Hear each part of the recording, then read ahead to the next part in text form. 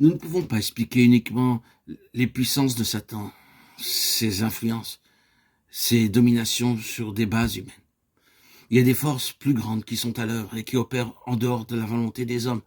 C'est quelque chose de surnaturel. Cependant, n'est-il pas parfaitement vrai que le lien qui unit l'instrument aux puissances surnaturelles est une force de l'âme intense et terrible? Une volonté s'affirme qui ne tolère aucune résistance. Une pensée est projetée, agile, subtile et infatigable à l'extrême. Une force d'émotion se répand comme une vague de marée emportant tout devant elle et crée dans les êtres un délire impossible à contrôler.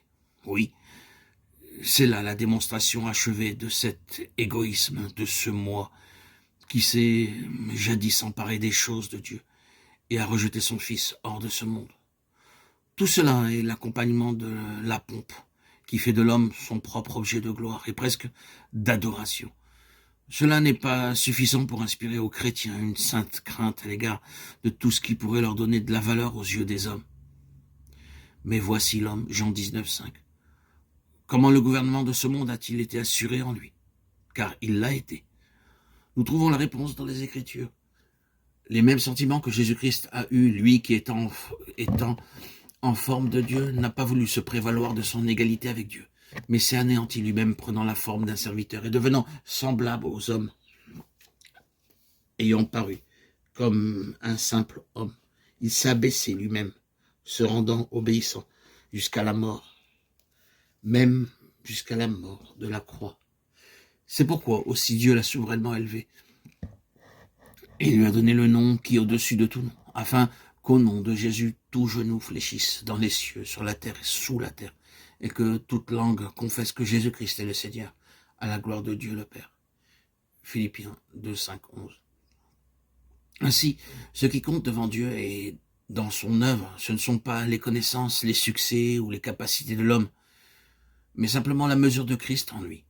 Combien le niveau de la vie spirituelle représentée par les enfants de Dieu serait infiniment plus élevé si la seule importance que l'on attribue à leur influence, à leur ministère, était celle de la mesure de Christ. Nous sommes entrés dans une nouvelle phase des choses. On recherche sérieusement le réveil, et certains grands noms d'histoire du réveil sont dans les pensées, sur les lèvres, et sont souvent employés pour stimuler l'esprit ou la mentalité du réveil. Mais il se pourrait que Dieu ne permette pas, maintenant qu'une grande œuvre faite par lui soit liée à des noms d'hommes. Quoi que nous voulions ou cherchions à faire, nous ne pourrons produire rien de réel ou de vivant si Dieu ne le fait pas lui-même. Il faut que ce soit son œuvre, et manifestement son œuvre seule. La Pentecôte, dans sa signification et sa valeur pour tous les temps, demeure sur la fondation de la croix dans laquelle les disciples et les apôtres chrétiens ont tout perdu dans ce monde. Ils ont perdu leur Christ selon la chair. Ils ont perdu leur royaume de Dieu selon la chair. Ils ont perdu leur propre vie, leur réputation, leur espérance, leur attente et leur foi en ce qui concerne les choses de Dieu liées à cette terre. Ils ont tout retrouvé, mais d'une manière céleste et spirituelle. Leurs propres âmes ont été crucifiées lorsque Christ est mort. Mais quelle puissante récompense en esprit. Il peut y avoir trop de vie d'âme, de psychisme, pour que Dieu puisse se confier lui-même.